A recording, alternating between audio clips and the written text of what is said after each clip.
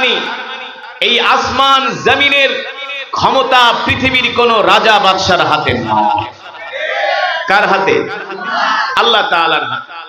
আল্লাহ তাআলা বলে, এই নাফরমানরা আমার রিজিক খেয়ে আমার দেয়া অক্সিজেন গ্রহণ করে। এই যে বসে আছি, কোন ফ্যান আছে? এসি আছে? বাতাস দিচ্ছেন কে? জোরে বলুন।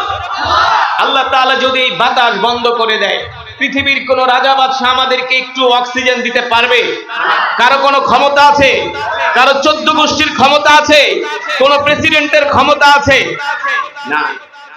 তো সারা জীবনে রবের কত বিলিয়ন বিলিয়ন ডলারের অক্সিজেন গ্রহণ করছে, চিন্তা করছেন? কখনো ভাবছেন যে রবের দেওয়া বাতাস দিয়ে অক্সিজেন দিয়ে বেঁচে আছে? আল্লাহু আকবার। এগুলোর হিসাব আল্লাহ নিবে কি নিবে না? জোরে বলুন।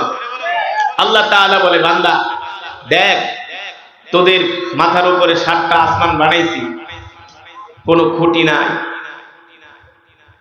কোনো বিম নাই, আছে? কোনো রড নাই। আল্লাহ তাআলা বলে, ফারজিআল বাসারা হাল তারা মিন ফুতুর। আমার আসমানের দিকে তাকায় দেখো, আমার আসমান কোন দিক দিয়ে ভেঙে পড়ে না। সুবহানাল্লাহ বলে।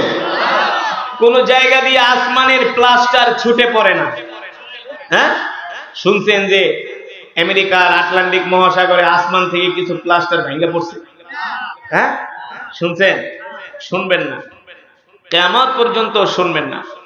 আমি একবার মিশর থেকে বাংলাদেশে আসতেছিলাম এমিরেটস এয়ারলাইন্সে। তো বিমানে বসে আছি, বিমানে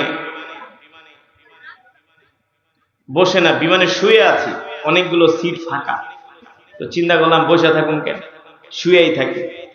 তো 3 সিটের একেবারে দখল করে শুয়া শুয়া দেখি বিমানটা পুরা বরিশালের লঞ্চের মতো চলতেছে, একটু কাঁপেও না, কোনো রুলিং নাই, স্মুথলি বিমান চলতেছে। তাও ঘন্টায় 1200 কিলোমিটার। কত? 1200 কিলোমিটার একটা বিমান আসমান দিয়ে উড়ে, তাও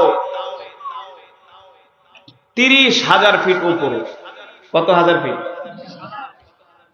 বিমান একটু কাইত হয় না, চিত হয় না, কোনো একটু ঝাঁকিও খায় না। বিমানের ভিতরে মনে হয় লঞ্চে শুয়ে আছে। তো শুয়ে শুয়ে চিন্তা করতেছি, রব এত বড় আসমান বানাইলেন, একটাও খুঁটি নাই। কি নাই? খুঁটি নাই।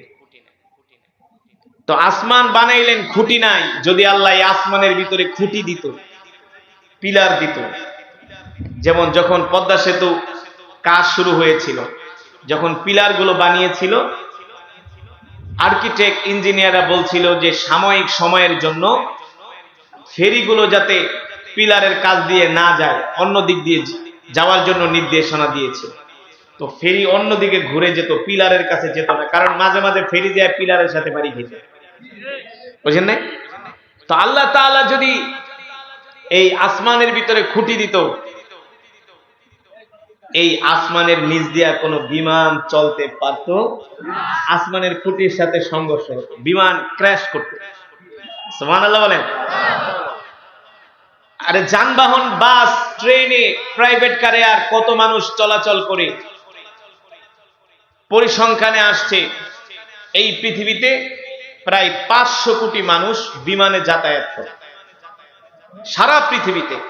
আপনি গুগল ম্যাপে দেখবেন, যদি আপনার কাছে গুগল ম্যাপ থেকে রাত্রেবেলা আপনি সার্চিং দিবেন, দেখবেন আসমানে ঝাঁকে ঝাঁকে হাজার হাজার হাজার হাজার বিমান ফ্লাই করতেছে। আসমান দিয়ে রাত্রেবেলা দেখবেন হাজার হাজার প্লেন চলতেছে।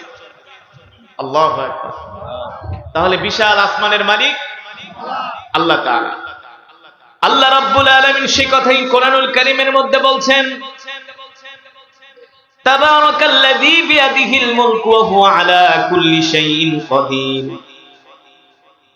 আল্লাযী খালাকাল মাউতা ওয়াল হায়াতা লিয়াবলুয়াকুম আইয়ুকুম আহসানু আমালা ওয়া হুয়াল আজিজুল গফুর। আল্লাহ তাআলা বলেন, নবী দুনিয়ার মানুষদেরকে বলে দেন, রাজ্যের মালিক আমি আল্লাহ, মুলকের মালিক আমি আল্লাহ, একচ্ছত্র ক্ষমতার মালিক আমি আল্লাহ, দুনিয়ার কোনো মানুষ নাই। ঠিক কিনা বলেন?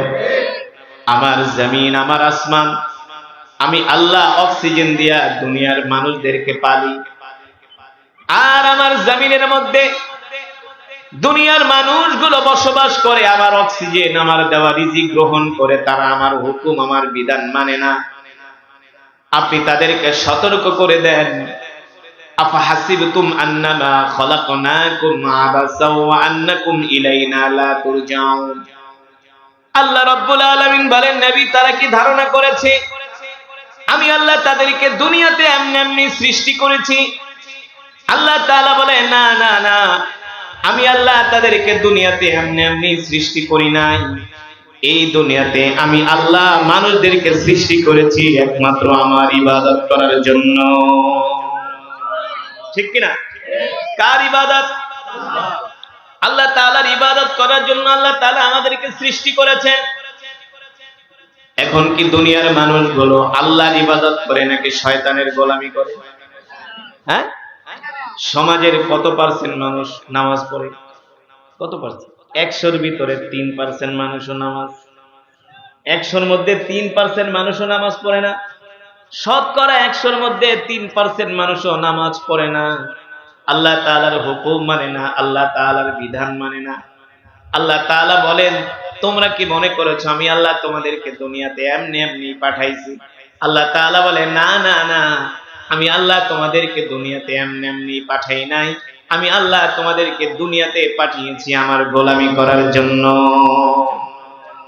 আমার গোলামি না করে, আমার হুকুম, আমার বিধান না মেনে যদি তোমরা কবরে আসো, আর আমার কাছে তোমাদেরকে আসতেই হবে, প্রত্যাবর্তন করতেই হবে, ঠিক কিনা বলেন?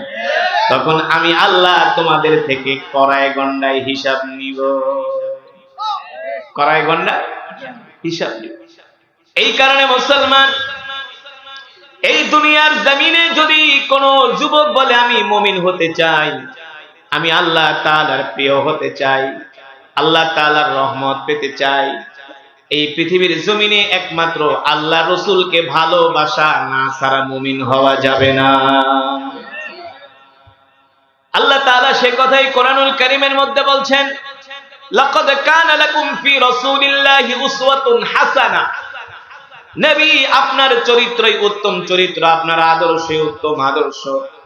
আমি আল্লাহ সারা পৃথিবীর মানুষের জন্য আমি আল্লাহ আপনাকে আদর্শ হিসাবে পাঠিয়েছি। সুবহানাল্লাহ বলে। আজকে সেই নবীর আদর্শ আমাদের মাঝে নাই, সেই নবীর চরিত্র আমাদের মাঝে নাই, সেই নবীর আখলাক আমাদের মাঝে নাই, ঠিক কিনা বলেন? অথচ আল্লাহ তাআলা কোরআনুল কারীমের মধ্যে বলছেন, কুল ইন কুনতুম তুহিব্বুনাল্লাহা ফাত্তাবিউনি ইউহিব্বুকুমুল্লাহ ওয়া ইয়াগফির লাকুম যুনুবাকুম ওয়াল্লাহু গফুরুর রহিম। আল্লাহ রাব্বুল আলামিন বলেন, এ দুনিয়ার মানুষ, তোমরা যদি আল্লাহ তাআলাকে পেতে চাও, আল্লাহ তাআলার নৈকট্য অর্জন করতে চাও, তাহলে সর্বপ্রথম তোমরা তোমাদের নবীকে ভালোবাসো।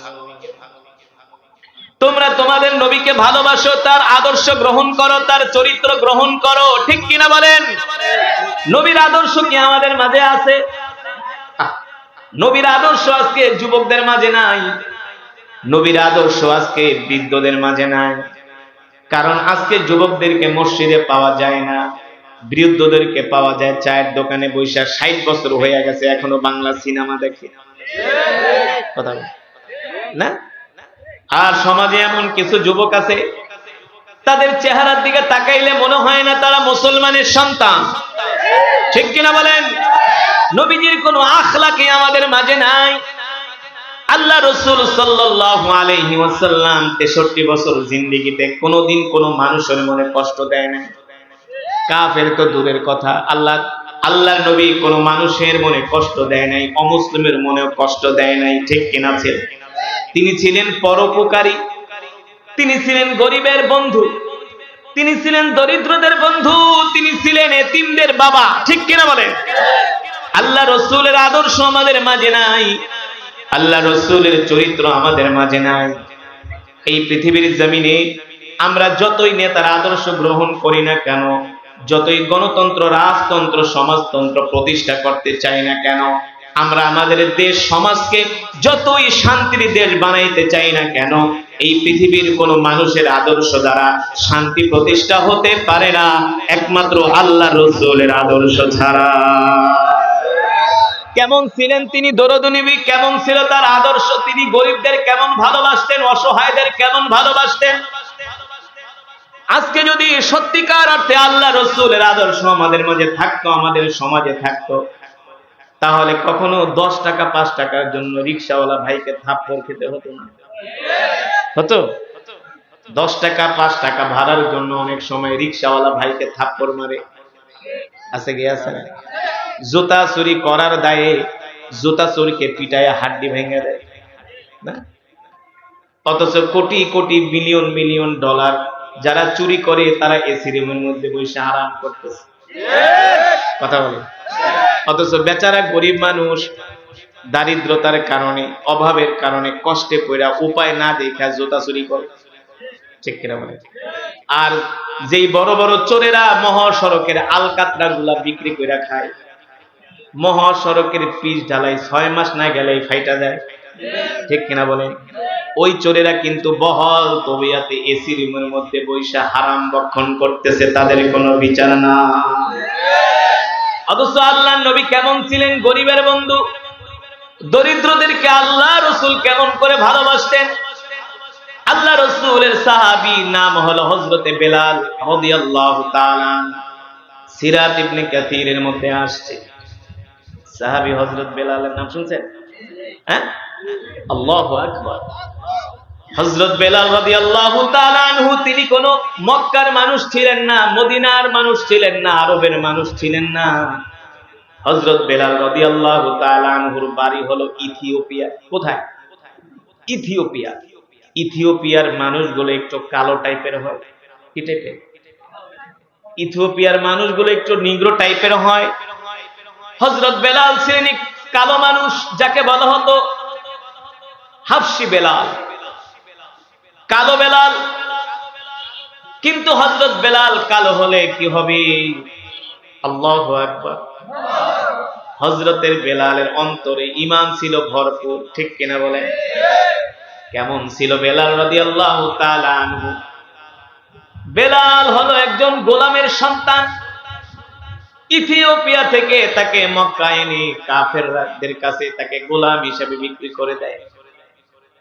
হযরত বেলাল এক ইহুদির বাড়িতে গোলামি করে, গোলাম হিসাবে কাজ করে। বেলালের যিনি মালিক ছিলেন, মনিব ছিলেন, ওই ইহুদি ছিলেন রুক্ষ মেজাজের মানুষ, বদ স্বভাবের মানুষ। বেলাল এখনো কালেমা পড়ে মুসলমান হয় নাই।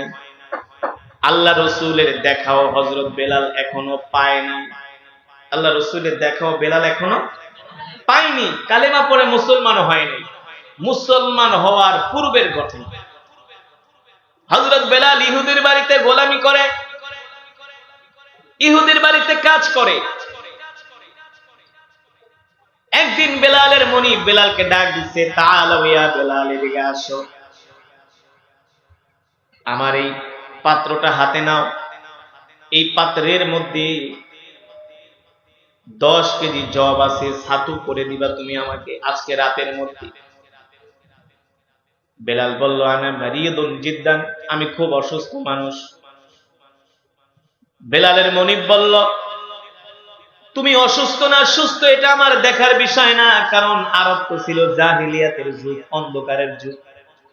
সেখানে গরিবের উপরে, দরিদ্র মানুষের উপরে, অক্ষমদের উপরে সক্ষমেরা, দুর্বলের উপরে সবলেরা জুলুম করত। বুঝেন নাই? আইয়ামে জাহিলিয়াতের যুগ, অন্ধকারের যুগ।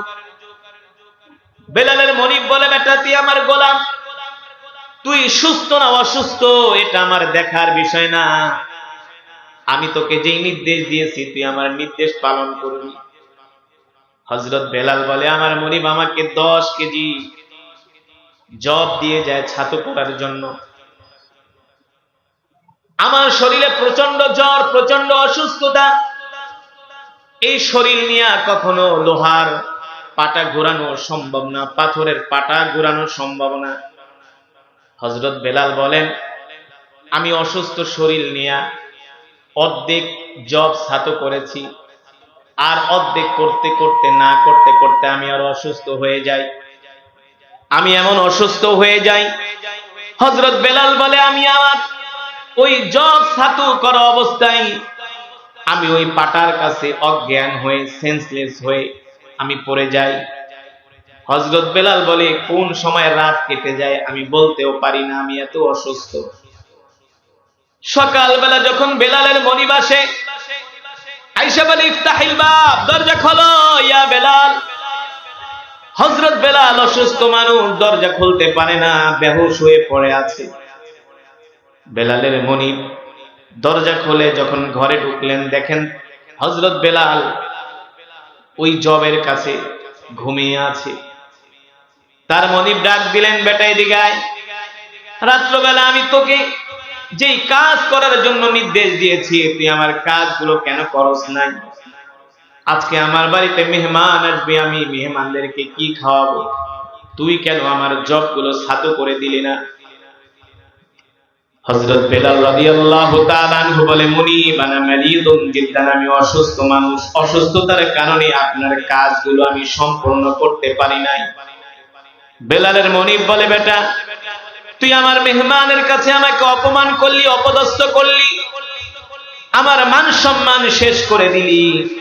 এই কথা বলে হযরত বেলালকে বেধম ভাবে প্রহার করলেন।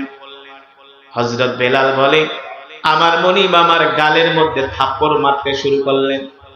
শুধু গালের মধ্যে না, আমার কানের মধ্যে এত জোরে জোরে থাপ্পড় মারলেন, এক একটা থাপ্পড়ের আঘাতে আমার কান থেকে রক্ত ঝরতেছে। ওই সময় তো কাজের মানুষদের উপরে, গোলামদের উপরে পশুর মতো নির্যাতন করা হতো। হযরত বেলাল বলে, এক একটা থাপ্পড় আজও পর্যন্ত আমার মনে পড়ে, আমার কান ফেটে যায়। শুধু এখানেই শেষ নয়, হযরত বেলালের মাথার চুলগুলো টেনে টেনে উঠিয়ে দেওয়া হয় আর বলে, বেটা গোলাম, তোকে বাজার থেকে অর্থ দিয়ে ক্রয় করে এনেছি আমার গোলামি করার জন্য, তুই আমার গোলামি করস নাই, দায়িত্ব পালন করস নাই, এর চেয়ে ভালো ব্যবহার আমি তোমার সাথে করতে পারি না। হযরত বেলাল বলে, আমার মনিব আমার শুধু মাথার চুল টেনে ছিঁড়ে নাই, আমার চেহারার মধ্যে শুধু বেদম ভাবে প্রহারই করে নাই, আমাকে ধাক্কা দিয়া ঘর থেকে বের করে দেয়। হযরত বেলাল বলে, যখন আমাকে ঘর থেকে বের করে দেয়, আমি গরিব মানুষ কোথায় যাব? কান্না করতে করতে আমি মক্কার একটা রাস্তার মুখে, রাস্তার মোড়ে এসে বসে বসে কান্না করি। অনেক মানুষগুলো রাস্তা দিয়ে হেঁটে যায় আর ডাক দেয়, গোলাম তোর এই অবস্থা কেন? হযরত বেলাল বলে, আমি গরিব মানুষ, ওই বাড়িতে আমি কাজ করি, অসুস্থতার কারণে আমি আমার মনিবের কাজগুলো সম্পন্ন করতে পারি নাই, এই কারণে আমার মনিব আমার উপর অত্যাচার করে আমাকে বেদম ভাবে প্রহার করে ঘর থেকে বের করে দিয়েছে। অনেক মানুষ হযরতে বেলালের দুঃখের কথাগুলো শুনে শুনে চলে যায়। হযরত বেলাল বলে, আনা আনা আতশানুন জিদ্দান, আমি এতটা পিপাসার্ত, ক্লান্ত, পরিশ্রান্ত, এতটা ক্ষুধার্ত, মক্কার কোন মানুষ আমাকে এক বেলা খাওয়ায়ও না, এক গ্লাস পানিও দেয় না। আমি গরিব হওয়ার কারণে কেউ আমাকে ধইরা বাড়িতেও নেয় না, কেউ বলে না বেটা আমার বাড়িতে আশ্রয় নে, আমার বাড়িতে থাক, আমার বাড়িতে এক বেলা খা।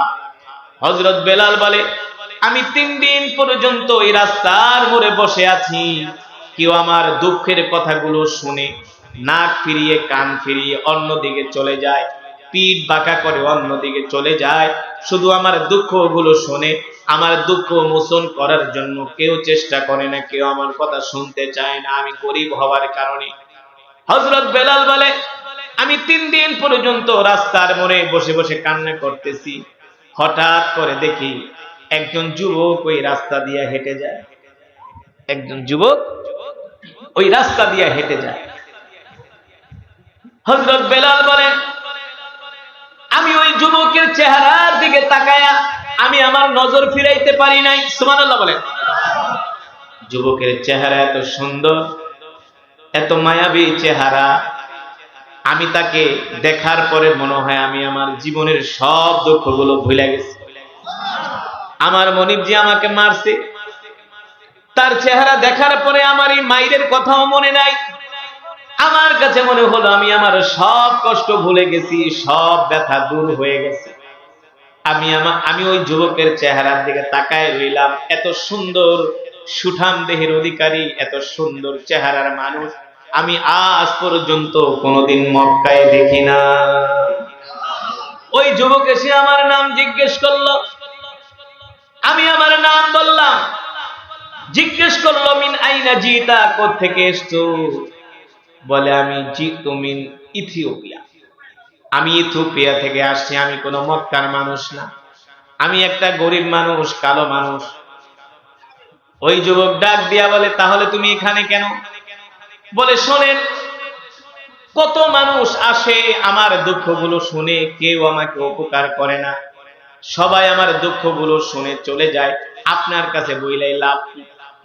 তখন ওই সুন্দর চেহারার যুবকের মানুষ বলে বলো তুমি তোমার দুঃখগুলো, এবার বলো তুমি তোমার দুঃখগুলো। হযরত বেলাল বলে আমি আমার মনের সব দুঃখগুলো বলতে লাগলাম। তখন দুঃখ বলতে বলতে হযরত বেলালের চোখ দিয়া পানি চলে আসলো। তখন ওই সুন্দর চেহারার যুবক তার মাথায় হাত বুলাইয়া দিলেন, বলল কষ্ট পেও না, কান্না করো না, কষ্ট পেও না, কান্না করো না। এই কথা বলে ওই সুন্দর চেহারার যুবকের মানুষও পিঠ ঘুরিয়ে বাড়ির দিকে রওনা শুরু করলো। বেলাল ডাক দিছে, আপনিও তো আরো 10 জন মানুষের মতো। সব মানুষগুলো আমার দুঃখ শুনলো, কেউ আমার মুখে খাবার তুলে দিল না, সবাই শুধু আমাকে সান্ত্বনার বাণী শোনায়, কেউ আমার কোনো উপকার করলো না। আপনিও তো সেই 10 জন মানুষের মতো। এই কথা বলার পরে সুন্দর চেহারার যুবকের মানুষ বেলালের সাথে কোনো কথা না বলে দৌড়ায়া বাড়িতে আসলেন। দৌড়ায়া বাড়িতে আসলেন। তিনি আর কেউ নন, তিনি আর কেউ নন, আল্লাহ তাআলা কোরআনুল কারীমের মধ্যে বলছেন ওয়ামা আরসালনাকা ইল্লা রাহমাতাল লিল আলামিন। আল্লাহু আকবার। তিনি হলেন কলিজার টুকরা বিশ্ব নবী, রাহমাতুল লিল আলামিন। আল্লাহ তাআলা কোরআনুল কারীমের মধ্যে বলেন নবী আমি আল্লাহ আপনাকে সমগ্র বিশ্ববাসীর জন্য রহমত করে পাঠাইছি।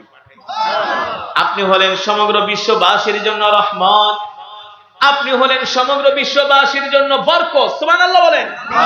কেমন দয়ার নবী, মায়ার নবী। আল্লাহ তাআলা কোরআনুল কারীমের মধ্যে বলেন লাকাদ জাআকুম রাসূলুম মিন আনফুসিকুম আজিজুন আলাইহি মা আনিতুম হারিসুন আলাইকুম বিল মুমিনিনা রাউফুর রহিম। আল্লাহ তাআলা বলেন হে দুনিয়ার মানুষ, আমি আল্লাহ তোমাদের মধ্য থেকে তোমাদের জন্য এমন একজন নবী পাঠাইছি যে নবী কিনা তার জীবনের চেয়েও তোমাদেরকে ভালোবাসে, যে নবী কিনা তার সন্তানের চেয়েও তোমাদেরকে ভালোবাসে, যে নবী কিনা তার স্ত্রীর চেয়েও তোমাদেরকে ভালোবাসে। আল্লাহর নবী তার সন্তানদের চেয়েও আমাদেরকে ভালোবাসেন, তার স্ত্রীদের চেয়েও আমাদেরকে ভালোবাসেন, তার চাচা আব্বাসের চেয়েও আমাদেরকে ভালোবাসেন, উম্মতকে ভালোবাসেন। আল্লাহু আকবার। আজকে ফিলিস্তিনে গাজায় মুসলমানদেরকে শহীদ করা হচ্ছে। 55টি মুসলিম রাষ্ট্র থাকা সত্ত্বেও অসহায় মজলুম ইতিম মুসলমানদের পাশে কেউ দাঁড়ায় না। আল্লাহর কসম করে বলি রাহমাতুল লিল আলামিন বিশ্ব নবী যদি থাকতেন একটা উম্মতের গায়ে ইহুদিরা হাত দিতে পারত না। ইহুদিদের হাত আল্লাহ রাসূল ঘুরিয়ে দিতেন। এই যে বর্তমানে যে ইহুদিরা, এদেরকে আল্লাহ রাসূল খায়বার থেকে বের করে দিয়েছে, ঘাট ধরে বের করে দিয়েছে। এই ইহুদিদেরকে কারা জায়গা দিয়েছে? এই ইহুদিদেরকে আরবরাই জায়গা দিয়েছে। আজকে যদি বিশ্ব নবী রাহমাতুল লিল আলামিন থাকতেন, পৃথিবীর কোথাও একটা মজলুম, একটা মুসলমানের গায়ে কাফের মুশরিক বেঈমানরা হাত দেওয়ার সাহস পেত। বিশ্ব নবী না, আজকে আমরা এতিম হয়ে গেছি। কেমন দরদি নবী যুবক, একবারও চিন্তা করলা না কেমন দরদি নবী, কেমন মায়ার নবী? চিন্তা করবা কই থেকে? নবী যে আমাদেরকে এত ভালোবাসে তোমরা তো জানোই না। তোমাদের পড়ালেখার মধ্যেও রসুলের জীবনী নাই, আছে রবীন্দ্রনাথের জীবনী, আছে অমুক চট্টোপাধ্যায়, অমুক বন্দ্যোপাধ্যায়, অমুক চ্যাটার্জি, ব্যানার্জি, ঘোড়ার ডিমের। হ্যাঁ, রসুলের জীবনী তো নাই। স্কুল কলেজে রসুলের জীবনী পড়ানো হয় না, ইউনিভার্সিটিতে রসুলের জীবনী পড়ানো হয় না, তারা জানবে কোত্থেকে? অথচ নবী রাহমাতুল্লিল আলামিন কত দরদি নবী, রান্নাঘর থেকে সংসদ ভবন পর্যন্ত চলার জন্য, শিশুকাল থেকে বৃদ্ধ জীবন পর্যন্ত চলার জন্য যা কিছু প্রয়োজন, অল এভরিথিং আল্লাহ রসুল আমাদেরকে হাতে কলমে শিক্ষা দিয়েছে। জানেন কিভাবে ভাত খাবেন আল্লাহ রসুল শিখিয়েছেন কিনা?